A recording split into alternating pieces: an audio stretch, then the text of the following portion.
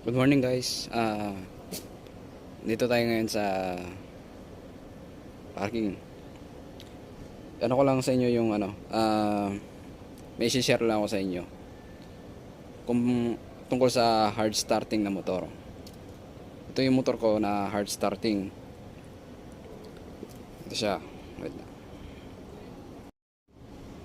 So ito nga. Ayan.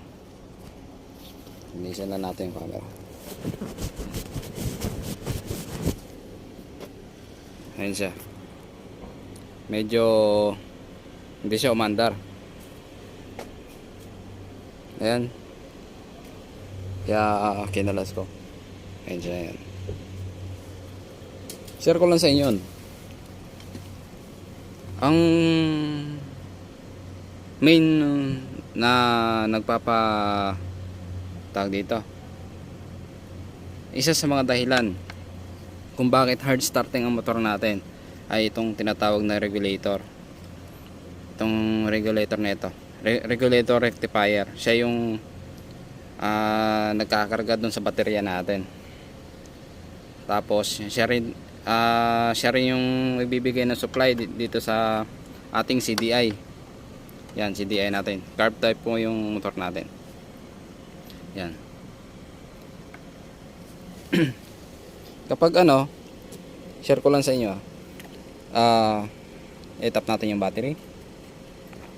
Yan.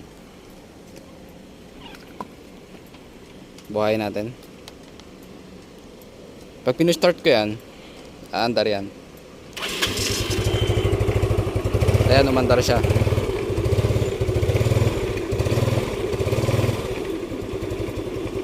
Yan, umandar.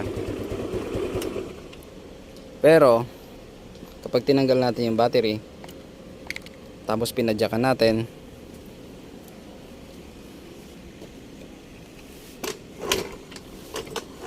ayaw. Kasi po, sira po yung regulator natin. Kapag nalubat yung battery natin,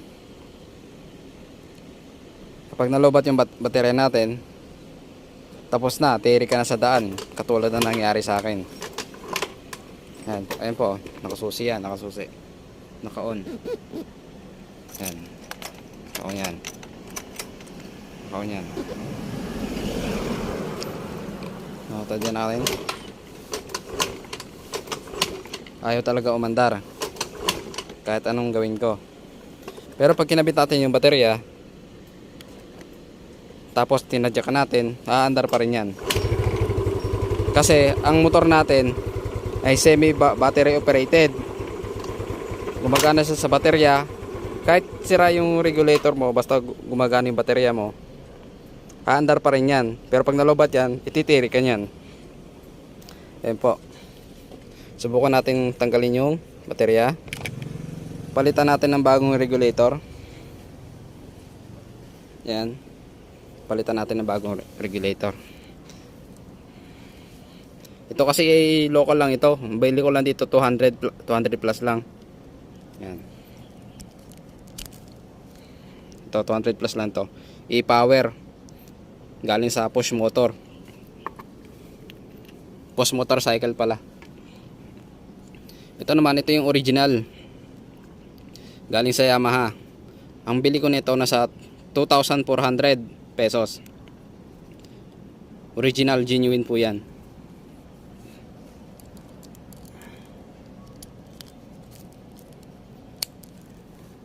Yan, nakakabit na siya. Iyon natin, susi. Naka-on. Tanggal yung baterya. Subukan natin i-kick kung aandar siya. Pero aandar po yan. Gawa ng buo yung regulator natin. Pinalitan kasi natin ng bago, yung dating sira. One click lang, gumagana na siya. Gumagana na siya, umaandar. Hindi katulad ng kanina, isang nakailang padyak ka na, hindi pa rin umaandar. Yan, ayan po. Kaso namamatay-matay. Pero umaandar siya. Pero pag nirev mo siya, tuloy-tuloy yan. Hindi ka natitirik sa daan.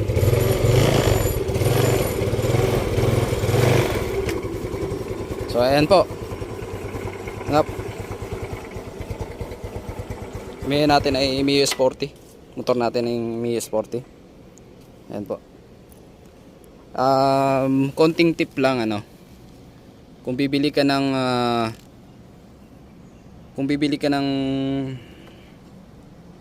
rectifier, katulad ng mga electrical parts ng mga motor, ibilin mo na yung genuine. Ito katulad nito, bilhin nyo na yung genuine kasi mas matagal ang buhay nito kaysa sa mga ganito, yung mga replacement, yung mga yung mga imitation. Yan, mura nga siya pero katagalan mapapamura ka kapag tiniri ka sa daan. Yan, dahil dito nakailang tirik ako nito, pumunta ako ng Cavite, nakalimang tirik ako nito. Ayan, huwag kayong bibili nito, i-power, madaling masira, hindi siya compatible sa mga motor natin. Bilihin talaga natin yung mga original, pati yung mga CDI, kailangan original po ang bibili natin para matagal ang buhay, para minus gastos na din. So ayan po, maraming salamat sa panonood. Hanggang dito na lang ang aking video. Salamat.